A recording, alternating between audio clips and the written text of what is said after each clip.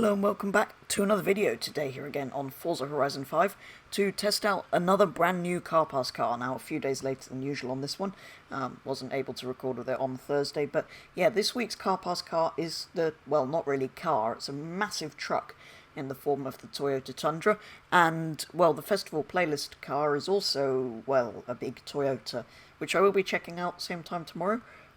But yeah, neither of them are very interesting. I'm sure they're very good. Toyota trucks, well, usually are, but there's not much interesting I can really tell you about this. Started production in 1999, this being a second generation, the Toyota Tundra Trd Pro, so it's a, well, high-performance version with a 5.6 litre engine producing 381 horsepower, 544 newton meters of torque. It weighs a lot, 2,558 kilos, putting it in C-Class at 562. Anyway, let's go and quickly see what it drives like before, yes, even with this, taking it for a lap of the festival.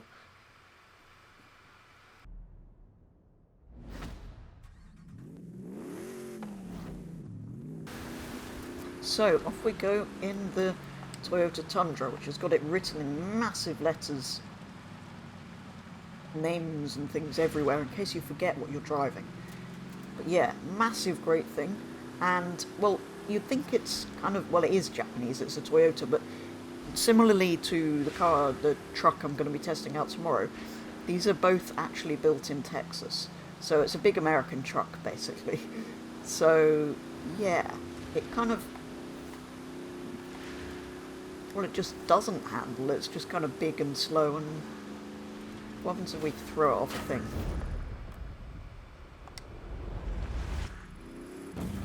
I mean, yeah, it's just not the kind of vehicle I'm usually interested in.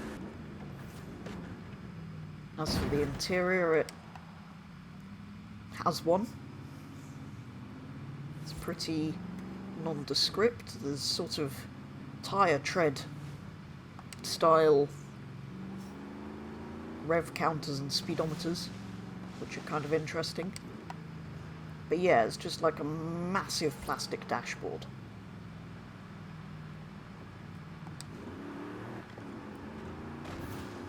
Unable to connect to the live configuration servers, whatever that means.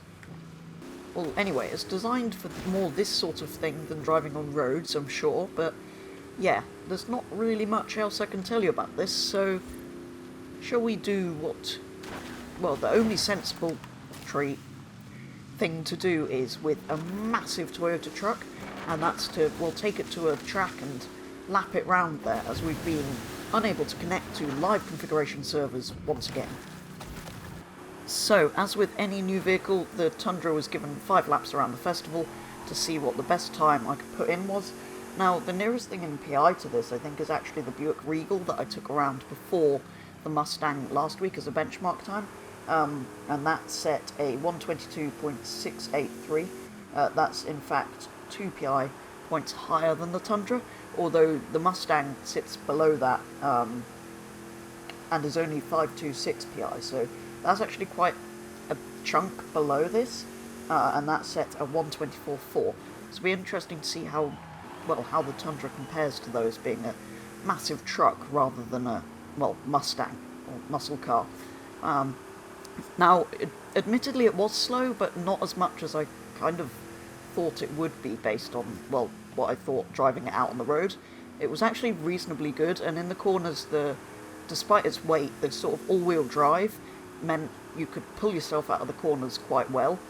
And it turned better than I thought. It had much better turning than I thought something of this weight would. I mean, it is the TRD tuned one, so it should be slightly improved, but the upgrades are more aimed at off-roading at speed rather than, well, lapping a circuit.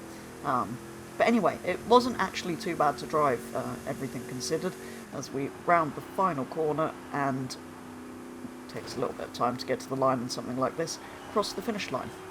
The best time the Toyota set was, in fact, a 125.652, so rather unsurprisingly, it was slower than the Buick, and the Mustang, despite the Mustang being quite a lot lower PI, but that is kind of what we expected. This PI is probably because it's better off-road than the Mustang would be.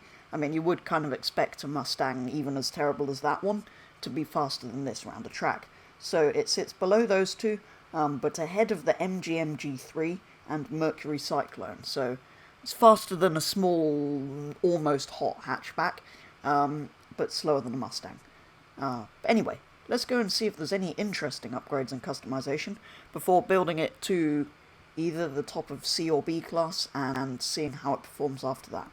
So, as always, let's begin by seeing what kind of engine swaps are available and if there's any interesting body modifications other than Forza Aero. So, we have a V8, a V8 diesel, an inline 6, a V10, and another V8. So you've got many engine swaps, including several V8s. You've got a twin turbo and a supercharger. Usual, probably rear-wheel drive swap in there. You've got Forza Aero, but truck Forza Aero, so kind of cool. You've got, well, that, if you want to go bar-haring. You've got mud flaps. Oh no, you've got multiple big bar things, and a snorkel. That's very cool, in case you want to go, well, driving through rivery bits in your Toyota. Anyway, given it's 562, I think we should build it to the top of B, and then, well, see how it compares to the multiple other B-class vehicles I've taken around the festival.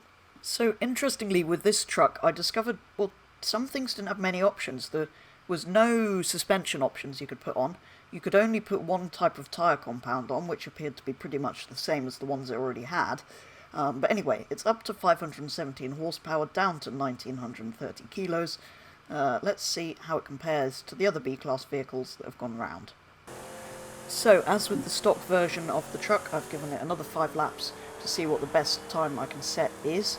So, as ever in B-class, the fastest car I've had take round here is the Toyota Celica SSI1, whatever it is. Anyway, the front-wheel drive Celica with its 113.0, which nothing has got anywhere near. We're kind of looking at 14s and 15s for everything else. So it'll be interesting to see how the truck compares to, well, the Celica, the MG3, the Mustang, the Mazda, the Wuling, and the Renault 8.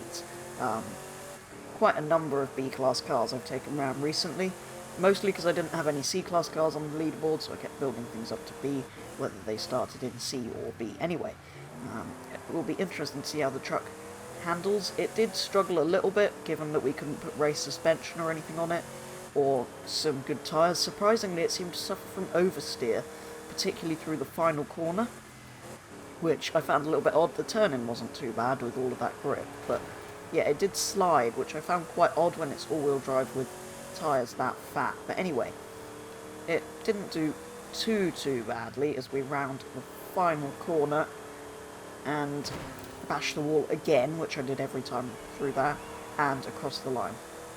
So the best time the B-Class Tundra could do was a 1:15.442, so not great. It was faster than the Wuling and the Renault 8, but nothing else.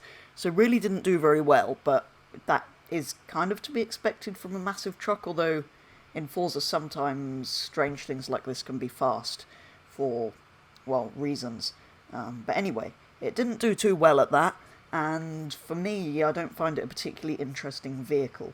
So, yeah, wasn't really terribly excited for this week's cars, but I think, to be fair to the Forerunner in tomorrow's video, we'll do something a bit different and not take it round the festival, not upgrade it in this sort of way, because in the end it's not really designed for that sort of thing. So, yeah, for this truck, not terribly pleased with it, but we'll see what the Forerunner can do with some more off-road themed, well, driving in tomorrow's video when we take a look at that, to kind of give that a, well, more fair comparison, because lapping it round a circuit is not at all what it's designed for. But yeah, didn't find this one terribly exciting, and it wasn't terribly fast, so not terribly excited to drive the Forerunner, but we'll see. If we take it into a different environment that it's kind of more designed to be in, maybe I'll find I enjoy it a bit more, which is maybe what I should have done with this, but It's always fun to lap something like this around the festival, and then it means the two videos will hopefully be slightly different rather than, well, being very similar because they're similar vehicles. But anyway, that is going to be all for a first look at the Toyota Tundra Trd Pro, I think it's called, full name, here on Forza Horizon 5. I will be back same time tomorrow to take a first look at the 4Runner, and then, well, the Nobles will be out very soon, which I am very much looking forward to, so watch out for the videos on those. But for now, for a first look at this truck, that is going to be all, so thank you very much for watching, and I'll be back with the next video very soon.